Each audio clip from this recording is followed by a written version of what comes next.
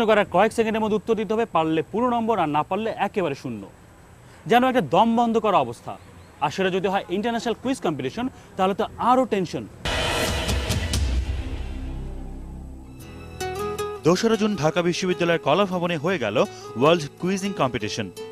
আর বরাবরের মতো এর আয়োজন করেছিল ইনকুইজিটিভ ব্রেইনস। রাজধানীর বিভিন্ন স্কুল কলেজ বিশ্ববিদ্যালয় থেকে আসা নানা বয়সী তরুণ তরুণী অংশ নেয় এই প্রতিযোগিতায়। ইতিহাস সাহিত্য বিজ্ঞান নিয়ে প্রথম পর্ব আর বিশ্ব মানচিত্র ক্রীড়া বিনোদন নিয়ে দ্বিতীয় পর্ব, এই দুই ভাগে অনুষ্ঠিত হয় প্রতিযোগিতা। নির্ধারিত প্রশ্নপত্রে পরীক্ষা দিতে বসে প্রতিযোগীরা।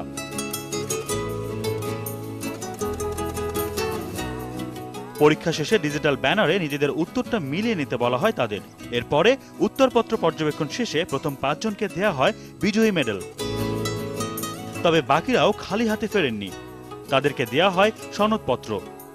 এই কুইজটা করে আসলে যতটা না মনের আনন্দ ছাড়াও জ্ঞান অর্জনের একটা স্পৃহা থাকে, যেটা সবার জন্য কাজে আসে।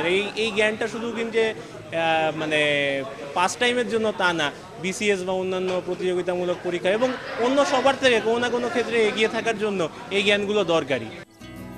এ ধরনের আয়োজন প্রথম সারা ফেলতে না পারলেও ধীরে ধীরে তা জনপ্রিয় হয়ে উঠছে, এমনটাই বললেন আয়োজকরা। So this is a great day, যেখানে সবার এত সব কিছুর পরেও সবাই একটা জ্ঞানের জন্য এবং আনন্দের জন্য, নিজের আনন্দের জন্য এটা করে বেড়াচ্ছে এবং প্রতি বছরই আমাদের পার্টিসিপেন্টের সংখ্যা বাড়ছে।